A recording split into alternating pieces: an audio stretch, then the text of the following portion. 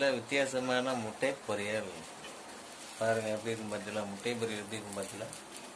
முட்டை பொரியல் சிம்பிளாக முடிச்சிட்டாங்க. முட்டையாக வச்சு அதில் மசாலா எதுவுமே தடவி வச்சு எண்ணெயை போட்டு ரோஸ்ட் பண்ணிட்டாங்க. இதே முட்டை பொரிக்கலாமா?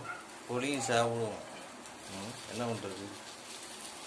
நீங்கள் நல்லா ருச்சி சாப்பிடுங்க. முட்டை இது ஒரு வித்தியாசமான முட்டை பொரியல். இந்த முட்டை பொரியல்னா பெங்காலியை நல்லா வச்சு சாப்பிடுவாங்க. பெங்காலி அவங்க வச்சு அவ்வளோ டேஸ்ட்டாக இருக்கும். பெங்காலி அவ்வளோ சூப்பராக வைப்பாங்க. அப்புறம் அவங்க என்னென்ன வைப்பாங்க